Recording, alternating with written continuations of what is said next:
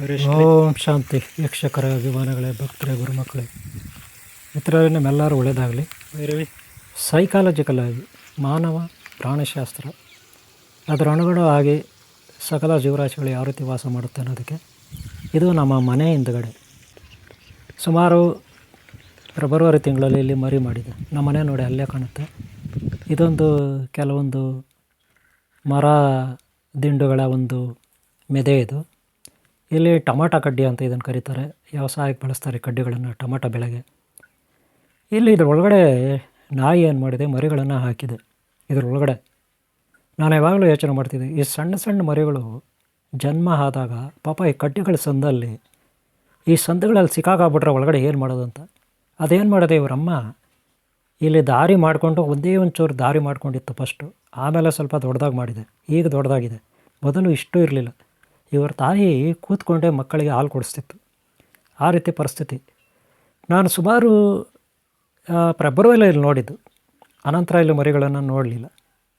ಈಗಲೇ ನಾನೀಗ ಅನಂತರ ಮರಿಯನ್ನು ನೋಡ್ತಾ ಇರೋದು. ನೋಡಿ, ಇಲ್ಲಿ ನಮ್ಮ ಮನೆ ಮುಂದೆ ಸ್ವಲ್ಪ ದೂರದಲ್ಲಿ ಕಾರ್ನರಲ್ಲಿ ಹಲಸಿನ ಮರ ಇದೆ. ಹಾಗೆ ಇಲ್ಲಿ ನಮ್ಮ ಮನೆ ಸುತ್ತಲೂ ಕೆಲವೊಂದು ಕಲ್ಲಂಗಡಿ ತೋಟ ಇರುತ್ತೆ. ಕಲ್ಲಂಗಡಿ ತೋಟ ಎಲ್ಲ ಇದೆಲ್ಲ ನಾನು ಮುಂದೆ ನಿಮಗೆ ವಿವರವಾಗಿ ಸ್ವಲ್ಪ ತೋರಿಸ್ತೀನಿ. ಈಗ ಬರೀದು ಟ್ರೈಲರ್ ಅಂದ್ಕೊಳ್ಳಿ. ಇಷ್ಟೊತ್ತು ತೋರಿಸಿದ್ದು ಟ್ರೈಲರ್ ನಿಮಗೆ ನೆನಪಿಟ್ಕೊಳ್ಳಿ. ಈಗ ನಮ್ಮ ಮನೆಯಿಂದ ಆಚೆ ಹೋದರೆ ಹೊರಗಡೆ ಏನಿದೆ, ಮನೆಯಿಂದ ಆಚೆ ಹೋದರೆ ನೀವು ಆಗಲೇ ನಾಯಿ ಮರಿಗಳನ್ನು ನೋಡಿದ್ರೆ ಅದು ನಮ್ಮ ಮನೆ ಹಿಂದುಗಡೆ. ಅದನ್ನು ಮತ್ತೆ ನಾನು ನಿಮ್ಗೆ ತೋರಿಸ್ತೀನಿ ರಿಪೀಟು.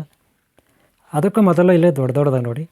ಇಡೀ ಇಲ್ಲಿ ತೋಟದಲ್ಲಿ ನಮ್ಮ ಮನೆ ಮುಂದೆ ಈ ರೀತಿ ಮಾವಿನ ಮರಗಳ ಗಿಡಗಳನ್ನು, ಸಸ್ಯಗಳನ್ನು ಹೋದ ವರ್ಷ ಅಂದರೆ 2025ನೇ ಇಸ್ವಿ ಮಾರ್ಚ್ ತಿಂಗಳಲ್ಲಿ, ಏಪ್ರಿಲ್ ತಿಂಗಳಲ್ಲಿ ಗಿಡಗಳನ್ನು ಸಸಿ ನೆಟ್ಟಿದ್ದಾರೆ. ಇಲ್ಲಿ ಸುಮಾರು 90ಕ್ಕೂ ಹೆಚ್ಚು ಗಿಡಗಳಿದೆ. 2.5 ಎಕರೆ ಜಮೀನಿದೆ. 2.5 ಎಕರೆ ಜಮೀನಿದೆ. ನಮ್ಮ ಮನೆ ಮುಂದೆ ನೋಡ್ಬೋದು. ನಮ್ಮ ಮನೆ ಮುಂದೆ 2.5 ಎಕರೆ ಜಮೀನಿದೆ. ಇದು ತಿಪ್ಪಮ್ಮನವ್ರ ಭೈರಪ್ಪ ಅಂತೇಳಿ, ಮದ್ದೇರಿ ಮಲ್ಲಂಡಳ್ಳಿ ಗ್ರಾಮ. ಅವ್ರ ತೋಟದಲ್ಲಿ ಈಗ ನಾನು 7 ವರ್ಷದಿಂದ ಇದೇ ಮನೆಯಲ್ಲಿದ್ದೀನಿ. 7 ವರ್ಷದಿಂದ ಇದ್ದೀನಿ. ಈ ಮನೆ ಫಸ್ಟ್ ಎಲ್ಲ ಹಾಳಾಗಿತ್ತು, ರೆಡಿ ಮಾಡ್ಕೊಂಡಿದ್ದೀನಿ. ಇಲ್ಲಿ ಇಷ್ಟೊಂದು ಮರಗಳಿದೆ. ನಾನು ಈ ಮನೆಯಲ್ಲಿ ವಾಸ ಮಾಡ್ತಾಯಿದ್ದೀನಿ. ಇಷ್ಟೂ ಗಿಡಗಳಲ್ಲಿ ಕಾಯಿ ಬಿಟ್ಟಿಲ್ಲ. ಆದರೆ ಒಂದೇ ಒಂದು ಗಿಡದಲ್ಲಿ ಮಾತ್ರ ಕಾಯಿ ಬಿಟ್ಟಿದೆ. ಯಾಕೆ ನೋಡಿ ಇವರೇ, ಇಲ್ಲಿ ಪಕ್ಕದಲ್ಲಿ ಕಲ್ಲಂಗಡಿ ತೋಟ ಇದೆ. ನಾರಾಯಣ ರೆಡ್ಡಿ ಅವರು, ಮರಿಯಪ್ಪ ಅವರ, ಅಕ್ಲಮ್ನವರ ಮರಿಯಪ್ಪ ಅವರ, ನಾರಾಯಣ ರೆಡ್ಡಿ ಅವ್ರ ತೋಟದಲ್ಲಿ ಕಾಯಿಗಳು. ನಾರಾಯಣ ರೆಡ್ಡಿ ನನಗೆ ಒಂದು ರೀತಿಯಲ್ಲಿ ಶಿಷ್ಯರಾಗಬೇಕು, ಭಕ್ತರಾಗಬೇಕು. ಹಾಗೆ ನಮ್ಮ ಶ್ರೀ ಶಕ್ತಿ ಮಹಾತ್ಮ ಜ್ಞಾನ ಮಂದಿರ ಗುರುಕುಲದಲ್ಲಿ ಗುರುಗಳು ಕೂಡ ಆಗಿದ್ದಾರೆ. ಅವರು ಇಲ್ಲಿ ಪಕ್ಕದಲ್ಲಿ ಅವ್ರದ್ದು ತೋಟ ಇರುತ್ತೆ. ಅವರ ಒಂದು ಹುಡುಗ ಬಾಮೈದ ಮಧು ಅಂತಿದ್ದಾರೆ. ಅವ್ರ ಕೈಯಲ್ಲಿ ಕಾಯಿಗಳನ್ನು ಕಳಿಸಿದ್ರು. ತೋಟದಲ್ಲಿ ಬೆಳೆದಿದ್ದಾರೆ ಪಕ್ಕದಲ್ಲೇ. ಅವ್ರು ನಾನು ಕಳಿಸಿದ್ರು. ಅವುಗಳನ್ನು ನಾನು ತಿನ್ಕೊಂಡಿದ್ದೀನಿ. ಇದು ನನ್ನ ಜೀವನ ಚರಿತ್ರೆನ ಈಗ ಹೊಸ್ದಾಗಿ ನಿಮಗೆ ಎಕ್ಸ್ಪ್ಲೈನ್ ಮಾಡ್ತೀನಿ. ನಾನು ಆಗಲೇ ಎಲ್ಲ ತೋರಿಸಿದ್ದು ಟ್ರೈಲರ್ ಅಂತ ನಾನು ಆಗಲೇ ಹೇಳಿದೆ. ಈಗ ನಾಯಿ ಮರಿಗಳೆಲ್ಲಿದೆ, ಹಲಸಿನ ಮರ ಎಲ್ಲಿದೆ, ಮಾವಿನ ಗಿಡದ ಕಥೆ ಏನು, ಇದೆಲ್ಲ ಸ್ವಲ್ಪ ವಿವರವಾಗಿ ಈಗ ನೋಡೋಣ. ಸೈಕಾಲಜಿಕಲಾಗಿ ಒಬ್ಬ ಮನುಷ್ಯ ತನ್ನ ಜೀವನದಲ್ಲಿ ಅಭಿವೃದ್ಧಿ ಹೊಂದಬೇಕಾದ್ರೆ ತನ್ನ ಸುತ್ತಲೂ ಪರಿಸರ ಮತ್ತು ವಾತಾವರಣ ಯಾವ ರೀತಿ ಇರಬೇಕು ಅನ್ನೋದನ್ನು ನಾವಿಲ್ಲಿ ನೋಡೋಣ. ನಾನು ಯಾವುದೋ ಒಂದು ಬೆಳೆ ಬಗ್ಗೆ ಹೇಳಲಿಕ್ಕೆ ಬಂದಿಲ್ಲ, ಯಾವುದೋ ಒಂದು ನಾಯಿ ಬಗ್ಗೆ ಹೇಳಲಿಕ್ಕೆ ಬಂದಿಲ್ಲ, ಯಾವುದೋ ಒಂದು ಹಣ್ಣು ಹಂಪಲದ ಬಗ್ಗೆ ಹೇಳೋಕ್ಕೆ ಬಂದಿಲ್ಲ. ನೆನ್ಪಿಟ್ಕೊಳ್ಳಿ, ನಾನು ಸೈಕಾಲಜಿಕಲಾಗಂತ ಮೊದಲೇ ಹೇಳಿದ್ದೀನಿ. ಯಾತ್ರಾ ದರ್ಶನ ಈ ಚಾನಲಲ್ಲಿ ಹೆಚ್ಚಾಗಿ ನಿಮಗೆ ದರ್ಶನ ಮಾಡೋದೇ ಇರುತ್ತೆ. ಎಲ್ಲವೂ ಸೈಕಾಲಜಿಕಲ್ ಆಗಿರುತ್ತೆ, ಮಾನವಶಾಸ್ತ್ರದ ಬಗ್ಗೆ ಇರುತ್ತೆ. ಮನೋಬಲ ಹೆಚ್ಚಿಸ್ಕೊಳ್ಳೋದು ಹೇಗೆ, ತಪಶಕ್ತಿ ಹೆಚ್ಚಿಸ್ಕೊಳ್ಳೋದು ಹೇಗೆ, ಯೋಗ ಶಕ್ತಿ ಹೆಚ್ಚಿಸ್ಕೊಳ್ಳೋದು ಹೇಗೆ, ಎಲ್ಲಿ ಧ್ಯಾನ ಮಾಡಬೇಕು, ಎಲ್ಲಿ ತಪಸ್ಸು ಮಾಡಬೇಕು. ನೋಡಿ, ಒಂಟಿ ಮನೆಯನ್ನು ನಾನು ಆಯ್ಕೆ ಮಾಡ್ಕೊಂಡಿದ್ದೀನಿ. ಮನೆ ಸುತ್ತಲೂ ಬರೀ ಮಾವಿನ ಗಿಡಗಳು 90ಕ್ಕೂ ಹೆಚ್ಚಿದೆ ಮನೆ ಮುಂದೆ. ಆದರೆ ಒಂದೇ ಒಂದು ಗಿಡದಲ್ಲಿ ಮಾತ್ರ ಕಾಯಿ ಬಿಟ್ಟಿದೆ. ಅದು ಈ ಮನೆ ಮುಂದುಗಡೆ. ಇದು ಬರೀ ಈಗ ಮಿರಾಕಲ್ ಅಲ್ಲ. ಹಿಂದೆ ನಾನು ಇಲ್ಲಿ ಸೋರೆಕಾಯಿ ಗಿಡ ಉಣಿದ್ದೆ. ಆಗ ಎಷ್ಟು ದೊಡ್ಡದಿತ್ತು ಗೊತ್ತಾ. ನಿಜ ಹೇಳ್ಬೇಕಂದ್ರೆ ಇಲ್ಲಿ ಕುಡಿಲಿಕ್ಕೂ ನೀರಿಲ್ಲ, ಬಳಸಲಿಕ್ಕೂ ನೀರಿಲ್ಲ, ಒಂದು ಪಾತ್ರೆ ತೊಳಿಕಾಗಲಿ, ಒಂದು ಬಾತ್ರೂಮ್ಗಾಗಲಿ ನೀರಿಲ್ಲ. ಆದರೆ ಇಲ್ಲಿ ಮಾವಿನ ಗಿಡದಲ್ಲಿ ಒಂದೇ ಒಂದು ಗಿಡದ, ಅದು ನಮ್ಮ ಮನೆ ಮುಂದೆ ಇರ್ತಕ್ಕಂಥ ಗಿಡದಲ್ಲಿ ಕಾಯಿ ಬಿಟ್ಟಿದೆ. ಇನ್ನು ಹಲಸಿನ ಮರ ನೋಡಿ ಆ ಕಾರ್ನರಲ್ಲಿದೆ, ದೂರದಲ್ಲಿ. ನಾನು ಜೂಮ್ ಮಾಡಿ ತೋರಿಸ್ದೆ. ಈಗ ಅಲ್ಲಿ ಹೋಗೋಣ, ಹಲಸಿನ ಮರದ ಹತ್ರ ನಾವು ಹೋಗೋಣ. ಅಲ್ಲಿ ಯಾವ ರೀತಿ ಇದೆ ಕಾಯಿ ಅಂತ ನಾನು ಆಮೇಲೆ ನಿಮಗೆ ಈ ಕಥೆ ಹೇಳ್ತೀನಿ, ಮಾವಿನ ಗಿಡದ ಕಥೆ. ನೋಡಿ, ಮನೆ ಇಲ್ಲೇ ಪಕ್ಕದಲ್ಲೇ ಒಂದೇ ಒಂದು ಗಿಡದಲ್ಲಿ ಕಾಯಿ ಬಿಟ್ಟಿದೆ ಅಷ್ಟೇ. ಈ ಚಿಕ್ಕ ಗಿಡದಲ್ಲಿ, ಇಡೀ 90 ಗಿಡದಲ್ಲಿ ಈ ಒಂದೇ ಗಿಡದಲ್ಲಿ ಕಾಯಿ ಬಿಟ್ಟಿರೋದು ಮನೆ ಮುಂದೆ ಇರ್ತಕ್ಕಂಥ ಗಿಡದಲ್ಲಿ ಮಾತ್ರ. ಅದು ಹೋದ ವರ್ಷ 2025ನೇ ಇಸ್ವಿ ಮಾರ್ಚ್ ಏಪ್ರಿಲ್ ತಿಂಗಳಲ್ಲಿ ಗಿಡ ನೆಟ್ಟಿರೋದು. 90 ಗಿಡಕ್ಕೂ ಅಧಿಕವಾಗಿದೆ. ಒಂದು ಗಿಡದಲ್ಲಿ ಕಾಯಿ ಇಲ್ಲ. ಈ ಒಂದೇ ಗಿಡದಲ್ಲಿ ಕಾಯಿ ಇರೋದು, 90 ಗಿಡದಲ್ಲಿ ಕಾಯಿ ಇಲ್ಲ, ನೆನಪಿಟ್ಕೊಳ್ಳಿ. ಆಮೇಲೆ ನೋಡಿ, ಇಲ್ಲಿ ಯಾರೂ ಬರೋದಿಲ್ಲ. ಈ ಮನೆ ಒಂಟಿಯಾಗಿರುತ್ತೆ. ಮನೆಯ ಸುತ್ತಲೂ ಬೆಳೆಗಳು ಮಾಡ್ತಾರೆ. ಇಲ್ಲಿ ಮರ ಗಿಡ ಬೆಳೆಗಳಿರುತ್ತೆ, ಬೆಳೆಗಳಿರ್ತದೆ. ಇಲ್ಲಿ ಯಾರೂ ಹೊರಗಡೆ ಒಳಗಡೆ ಬರೋದಿಲ್ಲ. ಸುತ್ತಲೂ ಆ ಕಡೆ ರೋಡ್ ಇರುತ್ತೆ, ರಸ್ತೆ. ಆ ಕಡೆ ದೂರದಲ್ಲಿ 150 ಮೀಟ್ರ್ ದೂರದಲ್ಲಿ ಮನೆಗಳಿರುತ್ತೆ, ಹಳ್ಳಿ ಇರುತ್ತೆ. ನೋಡಿ, ದೂರದಲ್ಲಿ ಕಾಣುತ್ತೆ. ಅಲ್ಲಿಂದ ಬೇಸಿಗೆನಲ್ಲಿ ಮಾತ್ರ ಮಕ್ಕಳು ಬರ್ತಾರಷ್ಟೇ. ಇಲ್ಲಿ ಯಾರೋ ಒಬ್ಬೊಬ್ರು ಬರ್ತಾರಷ್ಟೇ, ಇಲ್ಲಿ ಯಾರೂ ಬರಲ್ಲ, ನೆನ್ಪಿಟ್ಕೊಳ್ಳಿ ವೀಕ್ಷಕರೇ. ಇಂಥ ಏರಿಯಾನಲ್ಲಿ ಮನೆ ಇದೆ. ಮನೆಯಲ್ಲಿ ಧ್ಯಾನ, ತಪಸ್ಸು, ಯೋಗ ಮಾಡ್ತೀನಿ. ಇದು ಮರ, ಹಲಸಿನ ಮರ ಒಂದೇ ಒಂದು ಗಿಡ ಇದೆ. ಆಮೇಲೆ ಇನ್ನೊಂದು ಚಿಕ್ಕ ಗಿಡ ಇದೆ, ಅದು ನಾನು ನೆಟ್ಟಿದ್ದೀನಿ. ಈ ಮರ ಮೊದಲಿಂದ ಇದೆ. ಇದು ಈ ಮಾಲೀಕರದು, ಈ ತೋಟಕ್ಕೆ ಸೇರಿದವರು. ಈಗಾಗಲೇ ಇದರಲ್ಲಿ 3 ಸಾರಿ ಕಾಯಿ ಬಂದಿದೆ. 2023ನೇ ಇಸ್ವಿ ಕಾಯಿ ಬಂದಿದೆ. ಆನಂತರ 24ಕ್ಕೆ ಕಾಯಿ ಬಂದಿಲ್ಲ. 24ಕ್ಕೂ ಕಾಯಿ ಬಂದಿದೆ. 2003ನೇ ಇಸ್ವಿ ಕಾಯಿ ಬಂದಿದೆ. 24ಕ್ಕೆ ಕಾಯಿ ಬಂದಿದೆ. 25ಕ್ಕೆ ಕಾಯಿ ಬಂದಿರಲಿಲ್ಲ ಹಲಸಿನ ಮರದಲ್ಲಿ. ಈ ವರ್ಷ ಬಂದಿದೆ. ನಿಜ ಹೇಳ್ಬೇಕಂದ್ರೆ 3 ಸಾರಿ ಮರದಲ್ಲಿ ಕಾಯಿ ಬಂದಿದೆ. ಇದುವರೆಗೂ ಒಂದು ಕಾಯಿ ಕೂಡ ನಾನು ತಿಂದಿಲ್ಲ. ನೋಡಿ, ನನ್ನ ಮನೆ ಅಲ್ಲಿ ಕಾಣುತ್ತೆ ದೂರದಲ್ಲಿ, ನೋಡಬೇಕು. ನಾನು ಜೂಮ್ ಮಾಡಿ ತೋರಿಸ್ತಾ ಇದ್ದೀನಿ ಮನೆ. ಇದೇ ತೋಟದಲ್ಲಿ ಮನೆ ಇರೋದು. ಈ ಕಾರ್ನರಲ್ಲಿ ಈ ಮರ ಇದೆ, ಈ ಕಾರ್ನರಲ್ಲಿ ಈ ಮರ ಇದೆ, ಆ ಕಾರ್ನರಲ್ಲಿ ನನ್ನ ಮನೆ ಇದೆ, ಅಲ್ಲಿ ಸೆಂಟ್ರಲ್ಲಿ ನನ್ನ ಮನೆ ಇದೆ. ಓಕೆನಾ? ಅಲ್ಲಿ ಮನೆ ದೂರದಲ್ಲಿದೆ, ನೀವು ನೋಡ್ಬೋದು. ಈ ಮರದ ತುಂಬ ಕಾಯಿಗಳಿದೆ. ಈಗಾಗಲೇ 3 ಬಾರಿ ಕಾಯಿಗಳು ಬಿಟ್ಟಿದೆ. ಇದುವರೆಗೂ ನಾನು ಒಂದು ಕಾಯಿ ಈ ಮರದಲ್ಲಿ ತಿಂದಿಲ್ಲ. ಅದೇ ಈಗ ಈ ವರ್ಷ ನನಗೆ ನಾರಾಯಣ ರೆಡ್ಡಿ ಅವ್ರ ಮರ ಇದೆ, ಅವ್ರ ತೋಟದಲ್ಲಿ. ಅಕ್ಲಮ್ದಾರ್ ಮರಿಯಪ್ಪ ನಾರಾಯಣ ರೆಡ್ಡಿ ಇದಲ್ಲ, ಅವ್ರ ತೋಟದಲ್ಲಿ. ಅವ್ರೇನು ಮಾಡಿದ್ದಾರೆ, ಅವ್ರ ಮರದಿಂದ ನೋಡಿ, ಆ ಶೆಡ್ ಇದೆ, ಆ ಮರದ ಪಕ್ಕದಲ್ಲಿ ಆ ಕಡೆ, ಆ ಶೆಡ್ ಪಕ್ಕದಲ್ಲಿ ಆ ಕಡೆ ಅವ್ರ ಮರಗಳಿದೆ. ಒಂದು ಮರ ಇದೆ, ಅಲ್ಲಿಂದ ಅವ್ರು ನನಗೊಂದು ಕಾಯಿ ಕಳಿಸಿದ್ದಾರೆ. ಪ್ರಸನ್ನ ಅಂತ ಒಬ್ಬರಿದ್ದಾರೆ, ಆ ಹುಡುಗನ ಕಾಯಲ್ಲಿ ಒಂದು ಕಾಯಿ ಕಳಿಸಿದ್ದಾರೆ. ಲಾಸ್ಟ್ ಟೈಮು 1 ತಿಂಗಳಿಂದ ಒಂದು ಕಾಯಿ ಕಳಿಸಿದ್ರು. ಈಗ ಒಂದು ಕಾಯಿ ಕಳಿಸಿದ್ದಾರೆ, ಅದನ್ನು ಆಮೇಲೆ ತೋರಿಸ್ತೀನಿ ನಾನು. ನೋಡಿ, ಈ ಮರ, ಈಗ ನೀವು ನೋಡ್ತಾರೋ ಮರ ಇದೇ ತೋಟದ್ದು. ಮರದ ತುಂಬ ಕಾಯಿಗಳಿದೆ, ನೋಡ್ಕೊಬಿಡಿ. ಮರದ ತುಂಬ ಕಾಯಿಗಳಿದೆ, ಇದೇ ಮರದ ತುಂಬ ಕಾಯಿಗಳಿದೆ. ಆದರೆ ಇದುವರೆಗೂ ನಾನು ಒಂದು ಕಾಯಿ ಈ ಮರದಲ್ಲಿರೋದು ಹೆಂಗಿದೆ ಟೇಸ್ಟ್ ಅಂತೂ ಕೂಡ ನೋಡಿಲ್ಲ. ಒಂದು ಕಾಯಿ ಕೂಡ ನಾನು ತಿಂದಿಲ್ಲ. ಯಾಕಂದರೆ ಇದು ಈ ತೋಟದವ್ರದ್ದು. ಇವ್ರು ನನಗೆ ವಾಸ ಮಾಡಲಿಕ್ಕೆ ಮನೆ ಕೊಟ್ಟಿದ್ದಾರೆ. ನಾನು ಈ ಮನೆಯಲ್ಲಿ ವಾಸ ಮಾಡ್ತಾಯಿದ್ದೀನಿ. ಸೈಕಾಲಜಿಕಲ್ ಆಗಿ, ಭಾವನಾತ್ಮಕವಾಗಿ, ಆಧ್ಯಾತ್ಮಿಕ, ಪಾರಮಾರ್ಥಿಕವಾಗಿ ನಮಗೆ ವಾಸ ಮಾಡಲಿಕ್ಕೆ ಒಂದು ಮನೆ ಅವ್ರು ಕೊಟ್ಟ ಮೇಲೆ ನಾವಲ್ಲಿ ಅವ್ರ ಮರ ಗಿಡದಲ್ಲಿ ಯಾವುದೇ ಕಾಯಿ ಕೇಳಬಾರ್ದು. ಯಾವುದೇ ಒಂದು ಕಾಯಿ ಆಗಲಿ, ಒಂದು ಹಣ್ಣಾಗಲಿ, ಒಂದು ತರಕಾರಿ ಆಗಲಿ ನಾವು ಮುಟ್ಟಬಾರ್ದು. ಒಂದು ವೇಳೆ ಅವ್ರು ಏನಾದರೂ ತಗೊಳ್ಳಿಯಪ್ಪ ಸ್ವಾಮೀಜಿ ತಗೊಳ್ಳಿ, ಗುರುಜಿ ತಗೊಳ್ಳಿ ಅಂತ ಕೊಟ್ಟರೆ ನಾವು ತೊಗೋಬೇಕಷ್ಟೇ. ಅದೇ ಅವ್ರ ಮರದಲ್ಲಿ ಎಷ್ಟಾದರೂ ಇರಲಿ, ಮರ ತುಂಬ ಕಾಯಿಗಳಲ್ಲಿ ಫಲಭರಿತವಾಗಿರಲಿ, ಮರದ ತುಂಬ ನಾವು ಕೀಳಲಿಕ್ಕೆ ಹೋಗಬಾರ್ದು. ನೋಡಿ, ಈ ಮರ ಇದರಲ್ಲಿ ಏಕೈಕ ಮರ ಇದು. ಇದ್ರ ಜೊತೆ ಇನ್ನೂ ಸಣ್ಣ ಸಣ್ಣ ಗಿಡ 2 ಇದ್ದಾವೆ. ಅದರಲ್ಲಿ ನಾನೊಂದು ಗಿಡ ನೆಟ್ಟಿದ್ದೀನಿ. ಇರಲಿ, ಇಷ್ಟೊಂದು ಮರ ಇದ್ದು ನಾನು ಒಂದು ಕಾಯಿ ಕೀಳಲಿಲ್ಲ. ಇದುವರೆಗೂ ಇದರಲ್ಲಿ ಒಂದು ಕಾಯಿ ತಿಂದಿಲ್ಲ. 3 ವರ್ಷದಿಂದ ಕಾಯಿ ಬರ್ತಾಯಿದೆ. ಆದರೆ ನನಗೆ ನಾರಾಯಣ ರೆಡ್ಡಿ, ಅಕ್ಲಮ್ನವರು ನಾರಾಯಣ ರೆಡ್ಡಿ ಮರಿಯಪ್ಪ ಮಗ, ಅವರು ಪ್ರಸನ್ನ ಭೈರಪ್ಪ ಮಗ, ಅವ್ರ ಕೈಯಲ್ಲಿ ನನಗೆ ಒಂದು ಕಾಯಿ ಕಳಿಸಿದ್ದಾರೆ. ಮನೆ ಮೇಲೆ ಆ ಹುಡುಗ ನೆನ್ನೆ ಇಟ್ಟೋದ. ಆ ಹುಡುಗ ಇವತ್ತು ವೀಡಿಯೋ ಮಾಡ್ತಾಯಿದ್ದೀನಿ. ಮೋಸ್ಟ್ಲಿ ಇದನ್ನು ನಾಳೆ ಕಟ್ ಮಾಡ್ಬೋದು. ಸ್ವಲ್ಪ ಬಿಸಿಲಿಗೆ ಇಟ್ಟಿದ್ವಿ ಚೆನ್ನಾಗಿ ಹಣ್ಣಾಗಲಿ ಅಂತ. ಈ ಮರ ಈ ತೋಟದಲ್ಲಿ, ಈ ಹಣ್ಣು ಬಂದು, ಈ ಕಾಯಿ ಬಂದು ಈ ತೋಟದ್ದೆಲ್ಲ ನೆನಪಿಟ್ಕೊಳ್ಳಿ. ಸೈಕಾಲಜಿಕಲ್ಗೆ ನಾನು ಇಷ್ಟು ವಿಚಾರ ನಿಮ್ಗೆ ಯಾಕೆ ಹೇಳಿದ್ನಪ್ಪ ಅಂದರೆ, ನೋಡಿರಿ, ಬೇರೆಯವ್ರ ಮರದಲ್ಲೆಲ್ಲ ನಾವು ಕಾಯಿ ಹಣ್ಣು ಹಂಪ್ಲ ಕೀಳಬಾರ್ದು. ಬೇರೆಯವ್ರ ತೋಟದಲ್ಲಿ ನಾವು ಇದ್ದೀವಿ ನಿಜ. ಇನ್ನೊಂದು ನೆಕ್ಸ್ಟ್ ನೋಡೋಣ. ನಮ್ಮ ಜೀವನದಲ್ಲಿ ನಮಗೆ ಹಣ್ಣು ಹಂಪ್ಲ, ತರಕಾರಿ, ಇನ್ನೊಂದು ಮತ್ತೊಂದು, ಹಣ, ಆಸ್ತಿ ಪಾಸ್ತಿ ಎಲ್ಲ ಸಿಗುತ್ತೆ. ಆದರೆ ನಾವು ಆಸೆ ಪಡಬಾರ್ದು ಬೇರೆಯವ್ರ ವಸ್ತುಗಳಿಗೆ. ಈ ಮನೆ ನಮಗೆ ವಾಸ ಮಾಡಲಿಕ್ಕೆ ಅವರು ಕೊಟ್ಟಿದ್ದಾರೆ. 7 ವರ್ಷದಿಂದ ಈ ಮನೆಯಲ್ಲಿದ್ದೀನಿ. ಆದರೆ ಈ ಮನೆ ಹಿಂದ್ಗಡೆ ನೋಡಿ, ಪ್ರಾಣಿಗಳು, ಪಕ್ಷಿಗಳು ಕೂಡ ವಾಸ ಮಾಡ್ತವೆ. ಅಕ್ಕಪಕ್ಕ ಏನೇನು ಸರ್ಪಗಳು, ಕಪ್ಪೆಗಳು, ಆಮೇಲೆ ಇಲಿಗಳು ಇವೆಲ್ಲ ವಾಸ ಮಾಡ್ತವೆ. ಆದರೆ ಇಲ್ಲೊಂದು ಸೌದೆ ಮೆದೆ ಇದೆ.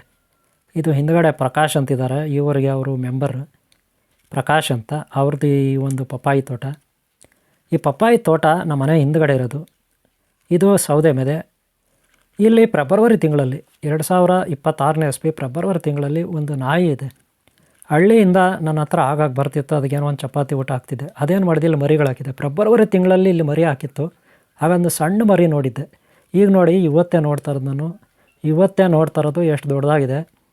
ಈ ಸೌದೆ ಒಳಗಡೆ ಅದು ಬಂದು ಮರಿಗಳು ಮಾಡಿಬಿಟ್ಟಿದೆ. ಈ ಸೌದೆ ಅಂದರೆ ಈ ಕಡ್ಡಿಗಳು ಏನಕ್ಕೆ ಯೂಸ್ ಮಾಡ್ತಾರೆ ಅಂದರೆ, ಟೊಮಾಟೊ, ಕ್ಯಾಪ್ಸಿಕಮ್ಮು ಇತ್ಯಾದಿ ಬೆಳೆಗಳಿಗೆ ನಿಲುವು ಕಡ್ಡಿಯಾಗಿ, ಆಧಾರ ಸ್ತಂಭವಾಗಿ ಆ ಕಡ್ಡಿಗಳನ್ನು ನೆಡ್ತಾರೆ. ಇದೊಂದು ಪಪ್ಪಾಯಿ ತೋಟ ಈಗ. ಆದ್ದರಿಂದ ಈ ಕಡ್ಡಿಗಳ ಅವಶ್ಯಕತೆ ಇಲ್ಲ. ಪಪ್ಪಾಯಿ ತೋಟಕ್ಕೆ ಕಡ್ಡಿಗಳ ಅವಶ್ಯಕತೆ ಇಲ್ಲ. ಇಲ್ಲೆಲ್ಲ ಮೆದೆ ಹಾಕಿದ್ದಾರೆ. ಇದರ ಪಕ್ಕದಲ್ಲಿ ಆ ಕಡೆ ಮನೆ ಇದೆ ನೋಡಿರಿ, ಮನೆ ನಂದೆ. ಆ ಮನೆ ಇದೆ, ನಾನು ವಾಸ ಮಾಡ್ತಕ್ಕಂಥ ಮನೆ. ಒಂಟಿ ಮನೆ. ಇಲ್ಲಿ ಸುತ್ತಲೂ ಯಾವುದೇ ಮನೆಗಳಿರೋದಿಲ್ಲ. ಹಳ್ಳಿ ಇದೆ ಮುಂದುಗಡೆ ಉತ್ತರಕ್ಕೆ. ಅಲ್ಲಿ ಹೋಗ್ಬೇಕಂದ್ರೆ ಹತ್ರ 200 ಮೀಟ್ರ್ ಹೋಗಬೇಕು. ಆದರೆ ಈ ನಾಯಿ ಇಲ್ಲಿ ಒಂಟಿಯಾಗಿ ಮರಿಗಳಾಕಿದೆ. ಒಂಟಿಯಾಗಿ ನೋಡಿದೆ ನನ್ನ ಮನೆ, ನಾನು ವಾಸ ಮಾಡೋ ಮನೆ ಹಿಂದುಗಡೆ ಈ ಮೆದೆ ಇದೆ. ಈ ಮೆದೆನಲ್ಲಿ ನಾಯಿ ಮರಿ ಹಾಕಿದೆ. ಯಾಕಪ್ಪ ಅಂದರೆ ಸೈಕಲಾಜಿಕಲಾಗಿ ಇಲ್ಲಿ ನಾಯಿಗಳೆಲ್ಲ ಬರುತ್ತೆ ನಮ್ಮ ಮನೆ ಹತ್ರ. ನಾನೇನಾದರೂ ಚಪಾತಿ ಊಟ ಅದು ಇದು ಹಾಕ್ತೀನಿ. ಅವಳಿಗೆ ನನ್ನ ಮೇಲೆ ಆದಷ್ಟು ನಂಬಿಕೆ ಇಷ್ಟ ಆಗಿದೆ. ಅದಕ್ಕೆ ಈ ನಾಯಿ ಏನು ಮಾಡಿದೆ, ಒಂದು ಹೆಣ್ಣಾಯಿ ಊರಲ್ಲಿ ಮರಿಗಳು ಹಾಕಿದರೆ ಊರು ಒಳಗಡೆ ಮರಿಗಳು ಹಾಕೋಕ್ಕೆ ಬೇಜಾನ್ ಜಾಗ ಇದೆ. ಅವುಗಳಿಗೆ ಅವಶ್ಯಕತೆ ಇದೆ, ಅಲ್ಲಿ ಜಾಗ ಇದೆ, ವ್ಯವಸ್ಥೆ ಇದೆ. ಆದರೆ ಅಲ್ಲೇ ಆಗಲಿಲ್ಲ. ಇಲ್ಲಿ ನೋಡ್ರಿ, ಇಕ್ಕಟ್ಟಲ್ಲಿ ಇಲ್ಲಿ ಮರಿಗಳು ಹಾಕಿದೆ.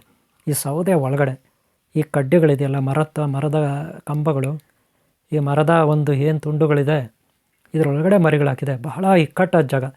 ಮೊದಲು ತುಂಬ ಇಕ್ಕಟ್ಟಿತ್ತು. ಫಸ್ಟು ಮರಿ ಹಾಕಿದಾಗ ನೋಡಿದೆ ನಾನು, ತುಂಬ ಇಕ್ಕಟ್ಟಿತ್ತು. ಇವತ್ತು ನೋಡಿದ್ರಲ್ಲಿ ನಾನು ಇವತ್ತೇ ಇಲ್ಲಿ ಬಂದಿರೋದು.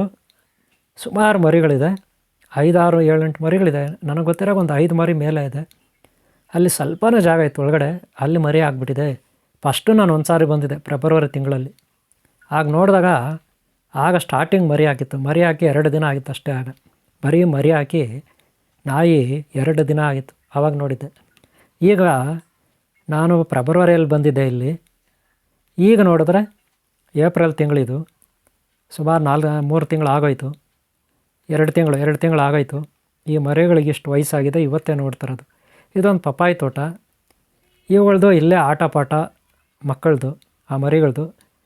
ಗೊತ್ತಾಯ್ತಲ್ಲ ಯಾಕೆ ನಾಯಿ ಇಲ್ಲಿ ಬಂದು ಮರಿ ಹಾಕಿದೆ, ಯಾಕೆ ನಮ್ಮ ಮನೆಯ ಮುಂದೆನೇ ಕಾಯಿಗಳು, ಮಾವಿನ ಗಿಡ ಒಂದೇ ಒಂದು ಗಿಡದಲ್ಲಿ ಕಾಯಿ ಬಿಟ್ಟಿದೆ. ಇದೆಲ್ಲ ಆಮೇಲೆ ನಾವು ಅದರ ಬಗ್ಗೆ ವಿಶ್ಲೇಷಣೆ ಮಾಡೋಣ. ಸೈಕಾಲಜಿಕಲಾಗಿ ಮಾನವಶಾಸ್ತ್ರದ ಬಗ್ಗೆ ನಾನು ಆಗಿಂದ ಮಾತಾಡ್ತಾ ಇದ್ದೀನಿ. ಈಗ ನೋಡಿ, ಇಲ್ಲಿ ಬೆಳೆ ಇಟ್ಟಿದ್ದಾರೆ ಪಪ್ಪಾಯಿದು. ಇದು ಇನ್ನೂ ಹಣ್ಣಾಗಿಲ್ಲ. ಸದ್ಯಕ್ಕೆ ಪಪ್ಪಾಯಿ ಬಂದಿದೆ, ಇನ್ನೂ ಹಣ್ಣಾಗಿಲ್ಲ. ಚಿಕ್ಕದಾಗಿ ಗಿಡ ಇದ್ದರೂ ಕಾಯಿ ಮಾತ್ರ ಗಿಡ ತುಂಬ ಇದೆ. ಇಷ್ಟಿಷ್ಟೇ ಗಿಡ ಇದೆ, 4 ಅಡಿ 5 ಅಡಿ ಗಿಡ. ಕಾಯಿಗಳು ಮಾತ್ರ ತುಂಬ ಇದೆ. ಇಂಥ ವಾತಾವರಣದಲ್ಲಿ ರೈತರು ಬೆಳೆ ಬೆಳೀತಕ್ಕಂಥವ್ರು ಯಾರೇ ಆಗಿರಲಿ, ಇಲ್ಲಿ ಒಂದು ಮರದ ಕೆಳಗೆ ಕೂತ್ಕೊಂಡು ಜಾಗ ಇರುತ್ತೆ, ಧ್ಯಾನ ಮಾಡ್ಬೋದು, ತಪಸ್ಸು ಮಾಡ್ಬೋದು, ಯೋಗ ಮಾಡ್ಬೋದು. ಒಬ್ಬ ಮನುಷ್ಯ ಪ್ರಶಾಂತವಾದ ವಾತಾವರಣದಲ್ಲಿ ಏಕಾಂತವಾಗಿ ವಾಸ ಮಾಡಿದ್ರೆ, ಅವನು ಧ್ಯಾನ ತಪಸ್ಸು ಮಾಡಿದ್ರೆ ಖಂಡಿತ ಅದು ಆದಷ್ಟು ಬೇಗನೆ ಒಣಗುಡುತ್ತೆ. ತಪಸ್ಸಾಧನೆ, ಯೋಗ ಸಾಧನೆ ಶಕ್ತಿ ಲಭಿಸುತ್ತೆ ಅವನಿಗೆ.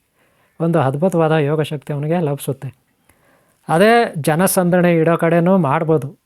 ಸಿಟಿಗಳಲ್ಲೂ ನಗರಗಳಲ್ಲೂ ತಪಸ್ಸಾಧನೆ ಮಾಡ್ಬೋದು. ನಾನು ಕೂಡ 1990ರಲ್ಲಿ ಸಿಂಗನಪಾಳ್ಯದಲ್ಲಿ ಫ್ಯಾಕ್ಟ್ರಿಯಲ್ಲಿ ತಪಸ್ಸಾಧನೆ ಮಾಡಿದ್ದೀನಿ. ಅಕ್ಕಪಕ್ಕ ಎಷ್ಟೇ ಸೌಂಡುಗಳಿದ್ರು ಮನಸ್ಸನ್ನು ಏಕಾಗ್ರತೆಯಿಂದ ಇಟ್ಕೊಂಡು ಆದಷ್ಟು ಇಂದ್ರಿಯಗಳ ಮೇಲೆ ಹತೋಟಿ ಸಾಧಿಸಿ ಯಾವುದೇ ರೀತಿ ಆಸೆ ಆಕಾಂಕ್ಷೆಗಳಿಲ್ಲದೆ ನಾನು ತಪಸ್ಸಾಧನೆಯನ್ನು 1990ರಲ್ಲಿ ಸಿಂಗನಪಾಳ್ಯದಲ್ಲಿ ಅಲ್ಲಿ ಮಾಡಿ ಸಮಾಧಿಯನ್ನು ಸಿದ್ಧಿ ಮಾಡ್ಕೊಂಡಿದ್ದೀನಿ. ಸಮಾಧಿ ಸ್ಥಿತಿಗೆ ಯಾವ ರೀತಿ ಹೋಗೋದು ಅಂತ ಅಂದರೆ ಹೃದಯ, ಉಸಿರಾಟ ಇದೆಲ್ಲ ನಿಂತೋಗುತ್ತೆ, ನಮ್ಮ ಬ್ರೈನು ಕೋಮಾಗೋಗುತ್ತೆ. ಅದೆಲ್ಲ ಸಮಾಧಿ ಅಂತೀವಿ. ಯಾರ್ಯಾರೋ ಏನಾರೋ ಹೇಳ್ತಾರೆ. ಆದರೆ ಮೆಡಿಕಲಲ್ಲಿ ಚೆಕ್ ಮಾಡಿದಾಗ ಹೃದಯ, ಬ್ರೈನು, ಉಸಿರಾಟ ಚೆಕ್ ಮಾಡಿದಾಗ ಅದು ಡೆಡ್ ಆಗಿರಬೇಕು. ಅದನ್ನು ಸಮಾಧಿ ಅಂತಾರೆ. ಸುಮ್ಮನೆ ನಾನು ಸಮಾಧಿ ಅಂತಾರೆ. ಗೊತ್ತಾಯ್ತಲ್ಲ, ಅದೆಲ್ಲ ಸಮಾಧಿ ಅಲ್ಲ. ಒಬ್ಬ ವ್ಯಕ್ತಿ ಹಿಮಾಲಯಕ್ಕೆ ಹೋಗಿದೆ, ಅಲ್ಲೋಗಿದೆ, ಇಲ್ಲೋಗಿದೆ, ಇಲ್ಲಿದೆ ಅಂತಾರೆ. ಅದೆಲ್ಲ ವೇಸ್ಟು. ಯಾಕಂದರೆ ಮನಸ್ಸು ಸ್ಥಿರವಾಗಿ ನಿಲ್ಲದೆ ಒಳ್ಳೆ ವಾತಾವರಣದಲ್ಲಿ ನಾನಿದ್ದೀನಿ, ಹಿಮಾಲಯದಲ್ಲಿದ್ದೀನಿ, ಇಲ್ಲಿದ್ದೀನಿ ಅಂದರೆ ಅದೇನಕ್ಕೂ ಪ್ರಯೋಜನ ಬರೋದಿಲ್ಲ. ನೋಡಿ, ನಮ್ಮ ಮನೆ ಹತ್ರ, ಮನೆಯ ಸುತ್ತಲೂ ಮರಗಳಿದೆ. ಇದು ಕೂಡ ಒಂದು ಮಾವಿನ ಮರ. ಈಗ ಕಾಯಿಗಳು ಬಿಡ್ತಾ ಇದೆ. ಈ ಸಾರಿ ಕಡಿಮೆ ಫಲ ಬಿಟ್ಟಿದೆ. ಇದೆಲ್ಲ ದೊಡ್ಡದಾಗಬೇಕಷ್ಟೆ. ಆಮೇಲೆ ಇಲ್ಲಿ 90ಕ್ಕೆ ಹೆಚ್ಚು ಮಾವಿನ ಗಿಡಗಳಿದೆ. ಇದಕ್ಕೂ ಮೊದಲು ಇಲ್ಲಿ ಹುಣಸೆ ಮರಗಳಿತ್ತು, ಒಡೆದಾಕಿದ್ರು. ಅದಕ್ಕೂ ಮೊದಲು ನೀಲಗಿರಿ ತೋಪಿತ್ತು, ಅದು ಒಡೆದಾಕಿದ್ರು. ಸದ್ಯಕ್ಕೆ ಮನೆಯಲ್ಲಿ ನಾನಿದ್ದೀರಿ. ಇಷ್ಟು ಯೋಗಿ ಜೀವನ ಸತ್ಯಕತೆ ಭಾಗ 45 ಮುಗಿತಾ ಇದೆ. ಸದ್ಯಕ್ಕೆ ಆ ಮರಿಗಳ ತಾಯಿ ಬಂದಿದೆ. ಈಗ ಅದಕ್ಕೊಂಚೂರು ಊಟ ಆಗಿಬಿಡೋಣ. ಅದರ ಮರಿಗಳ ತಾಯಿ ಇಲ್ಲಿ ಬರುತ್ತೆ ಆಗಾಗ. ಪಕ್ಕದಲ್ಲೇ ಇರೋದದು, ಗೊತ್ತಾಯ್ತಲ್ಲ. ಇದೇ ಅವರಮ್ಮ. ನೋಡಿ, ಅವರಮ್ಮನ ತೋರಿಸ್ತಾ ಇದ್ದೀರ, ಮರಿಗಳ ತಾಯಿಲ್ಲ. ಇದು ಇಲ್ಲಿ ಬರುತ್ತೆ, ರಾತ್ರಿ ಎಲ್ಲ ಇಲ್ಲೇ ಮಲಗುತ್ತೆ. ಬೇಸಿಗೆ ಅಲ್ವಾ, ಬಿಸಿ ಜಾಸ್ತಿ. ಅಲ್ಲಿ ಇದಕ್ಕೆ ಎಲ್ಲೋ ಚಪಾತಿ ಗಿಪಾತಿ ಎಲ್ಲ ಒಂಚೂರು ಇಟ್ಕೊತೀರಿ, ಅದೆಲ್ಲ ಇದಕ್ಕೆ ಹಾಕ್ತಿಲ್ಲ, ಅದು ತಿನ್ಕೊಳ್ಳುತ್ತೆ. ಗೊತ್ತಾಯ್ತಲ್ಲ. ಪ್ರಾಣಿಗಳ ಬೆಲೆ ನಮಗೆ ದಯ ಇರಬೇಕು, ಅನುಕಂಪ ಇರಬೇಕು. ಇಲ್ಲಿಗೆ ಹಳ್ಳಿ ಇರೋದು ಸುಮಾರು 150 ಮೀಟ್ರ್ ದೂರ. ಇಲ್ಲಿ ಯಾರೂ ಬರೋದಿಲ್ಲ. ಆದರೆ ನಾಯಿಗಳು ಮಾತ್ರ ಬರುತ್ತೆ. 10 ಬರುತ್ತೆ, 5 ಬರುತ್ತೆ, 20 ಬರುತ್ತೆ, ಈ ಥರ ನಾಯಿಗಳು. 10 ಆದರೂ ಬರುತ್ತೆ, ಕನಿಷ್ಠ 7-8 ಆದರೂ ಬರ್ತವೆ. ಕನಿಷ್ಠ 7-8 ಆದರೂ ಇಲ್ಲಿ ಬರ್ತವೆ ಒಂದೊಂದು ಸಾರಿ. ಆದರೆ ಎಷ್ಟೋ ಸಾರಿ ಮರಿಗಳು ಹಾಕಿರ್ತವೆ. ನೋಡಿ, ಈ ನಾಯಿ ಫಸ್ಟು ಇಲ್ಲಿ ವಾತಾವರಣ ನೋಡ್ಕೊತು, ಇಲ್ಲಿ ಹೆಂಗಿದೆ ಏನಿದೆ, ಸೈಕಾಲಜಿಕಲಾಗಿ ಮಾನವಶಾಸ್ತ್ರ ಅನುಗುಣವಾಗಿ ಇಲ್ಲಿ ವಾಸ ಮಾಡ್ಬೋದಾ, ನಾನು ಇಲ್ಲಿ ನನ್ನ ಮಕ್ಕಳನ್ನು ಹಾಕ್ಬೋದಾ, ನನ್ನ ಮಕ್ಕಳನ್ನು ಇಲ್ಲಿ ಹಾಕಿದರೆ ಇಲ್ಲಿ ನನಗೆ ಸೇಫಾ, ಇದು ನನಗೆ ಸೇಫಾದ ಜಾಗನಾ ಅಲ್ವಾ, ಈ ರೀತಿ ಈ ಒಂದು ನಾಯಿ ಯೋಚನೆ ಮಾಡಿದೆ. ಅದಕ್ಕೆ ಮರಿಗಳನ್ನು ಹಾಕಿದೆ. ಅದೇ ರೀತಿ ಮಾವಿನ ಗಿಡ ನೋಡ್ರಿ, ಮನೆ ಮುಂದುಗಡೆ ಇದೆ, ಸುಮಾರು 90 ಗಿಡ ಇದೆ. ಆದರೆ ಒಂದರಲ್ಲಿ ಮಾತ್ರ ಕಾಯಿ ಬಂದಿದೆ. ಅದು ಮನೆ ಮುಂದೆ ಇರ್ತಕ್ಕಂಥ ಇದರಲ್ಲಿ ಮಾತ್ರ ಕಾಯಿ ಬಂದಿದೆ. ನಾನು ಲಾಸ್ಟ್ ಟೈಮ್ ಒಂದು ಸ್ವರೆ ಗಿಡ ಉಣಿದ್ದೆ, ಅದು ಕೂಡ ಹಾಗೆ ಮಾಡ್ತು. ವೀಕ್ಷಕರೇ, ಸೈಕಾಲಜಿಕಲಾಗಿ ಯೋಗಿಗಳು ತಪಸ್ಸಿಗಳು ಎಲ್ಲಿ ವಾಸ ಮಾಡ್ತಾರೆ ಅಲ್ಲಿ ಜಿಂಕೆಗಳಿರುತ್ತೆ, ಮೊಲಗಳಿರುತ್ತೆ, ಒಂದು ಒಳ್ಳೆಯ ವಾತಾವರಣ ಇರುತ್ತೆ. ನೀವು ಕೇಳಿದರೆ ಗೊತ್ತಾಯ್ತಲ್ಲ. ಇಷ್ಟು ಲಲಚರಿತ್ರೆ. ವೀಕ್ಷಕರೇ, ನಾವೆಲ್ಲೇ ಇರಲಿ ಹೇಗೆ ಇರಲಿ, ನಾವು ತಲೆ ಕೆಳಗೆ ಹಾಕಿ ಕಾಲು ಮೇಲೆ ಎತ್ತಿ ತಪಸ್ಸು ಮಾಡ್ತೀವಿ ಅಂತ ಅಂದ್ಕೋಬಾರ್ದು. ನಮ್ಮಲ್ಲಿ ಒಳ್ಳೆಯ ಮನಸ್ಸು, ಒಳ್ಳೆಯ ಭಾವನೆಗಳಿರಬೇಕು. ಆಗಲೇ ಪ್ರತಿ ಪ್ರಾಣಿಗಳು ನಮ್ಮನ್ನು ಇಷ್ಟಪಡ್ತವೆ. ನಾವಿರೋ ಸ್ಥಳದಲ್ಲಿ ಒಳ್ಳೆಯ ಜೀವಿಗಳು ವಾಸ ಮಾಡ್ತವೆ, ಪ್ರಶಾಂತವಾದ ಜೀವಿಗಳು ವಾಸ ಮಾಡ್ತವೆ. ಕಪ್ಪೆಗಳು, ನೀವು ಲಾಸ್ಟ್ ಟೈಮ್ ನೋಡಿರಬೇಕು, ಓಮಾಸ್ NS 2012 ಆ ಚಾನಲಲ್ಲಿ, ಹಾಗೆ ನಾಗಸೃಷ್ಟಿ ಚಾನಲಲ್ಲಿ ನಾನು ಕಪ್ಪೆ ಬಗ್ಗೆ, ಸರ್ಪಗಳ ಬಗ್ಗೆ ವೀಡಿಯೋನ ಅಪ್ಲೋಡ್ ಮಾಡಿದ್ದೀನಿ. ಇದೇ ಮನೆ ಹತ್ರ ಬಂದಂಥ ವಾಸ ಮಾಡಿರ್ತಕ್ಕಂಥ ಕಪ್ಪೆಗಳ ಬಗ್ಗೆ ನೀವು ನೋಡ್ಬೋದು. ಹಾಗೆ ನಾಯಿಗಳ ಬಗ್ಗೆನೂ ವೀಡಿಯೋ ಮಾಡಿ ಅಪ್ಲೋಡ್ ಮಾಡಿದ್ದೀನಿ. ನಾನು ಸೈಕಾಲಜಿಕಲಾಗಿ ಯಾಕೆ ಹೇಳಿದೆ ಅಂದರೆ, ಒಬ್ಬ ತಪಸ್ವಿ ಆದವನು, ಒಬ್ಬ ಯೋಗಿ ಆದವನು, ಅವರು ಎಲ್ಲೇ ತಪಸ್ಸಾಧನೆ ಮಾಡಲಿ, ಮನಸ್ಸನ್ನು ಸ್ಥಿರವಾಗಿಟ್ಕೋಬೇಕು. ಮನಸ್ಸನ್ನು ಸ್ಥಿರವಾಗಿಟ್ಕೊಳ್ಳೋದೆ, ಆಸೆ ಆಕಾಂಕ್ಷೆಗಳನ್ನು ತನ್ನ ಕಂಟ್ರೋಲಲ್ಲಿ ಇಟ್ಕೊಳ್ಳೋದೆ, ನ್ಯಾಯ ನೀತಿ ಸತ್ಯಧರ್ಮವನ್ನು ಪಾಲನೆ ಮಾಡದೆ ಅನ್ಯಾಯ ಅಕ್ರಮಗಳೆಲ್ಲ ತೊಡಗಿ ಮಾಡಬಾರ್ದನ್ನೆಲ್ಲ ಮಾಡ್ತಾಯಿದ್ರೆ ಅವರು ಹಿಮಾಲಯ ಪರ್ವತದಲ್ಲಿರಲಿ, ದೇವಸ್ಥಾನದಲ್ಲಿರಲಿ, ಮಠದಲ್ಲಿರಲಿ, ಏನೇ ಆಗಿರಲಿ, ಅವರಿಗೆ ಖಂಡಿತ ಸಿದ್ಧಿ ಅನ್ನೋದು ಸಿಗೋದಿಲ್ಲ. ಯಾರು ಕೆಟ್ಟವರಿದ್ದಾರೆ ಅವ್ರಿಗೆ ಸಿದ್ಧಿ ಯಾವತ್ತಿಗೂ ಒಲೆಯೋದಿಲ್ಲ, ನೆನಪಿಟ್ಕೊಳ್ಳಿ. ಯಾರು ಒಳ್ಳೆಯವರಿದ್ದಾರೆ ಅವರು ಯಾರ್ದೋ ಬೇರೆಯವ್ರ ಮನೆಯಲ್ಲಿ ವಾಸ ಮಾಡಲಿ, ಗುಡಿಸ್ಲಲ್ಲಿ ವಾಸ ಮಾಡಲಿ, ಮರದ ಕೆಳಗೆ ವಾಸ ಮಾಡಲಿ, ಅವರಿಗೆ ಖಂಡಿತ ಭಗವಂತ ಒಲಿತಾನೆ. ಇಷ್ಟು ಹೇಳ್ತಾ ವಿಡಿಯೋ ಮುಗಿಸ್ತಾ ಇದ್ದೀನಿ. ಸದಾಲಾಭಗಳೋದಾಗಲಿ. ಈ ವಿಡಿಯೋ ಇಷ್ಟ ಆದರೆ ಒಂದು ಲೈಕ್ ಮಾಡಿ, ಹಾಗೆ ಸಬ್ಸ್ಕ್ರೈಬ್ ಮಾಡ್ಕೊಳ್ಳೋದು ದಯವಿಟ್ಟು ಮರಿಬೇಡಿ ಅಂತ ಕೇಳ್ಕೊತಾ ಇದ್ದೀನಿ. ಒಳ್ಳೆಯದಾಗಲಿ ನಿಮಗೆ. ಓಂ ಶಾಂತಿ, ಓಂ ಶಾಂತಿ.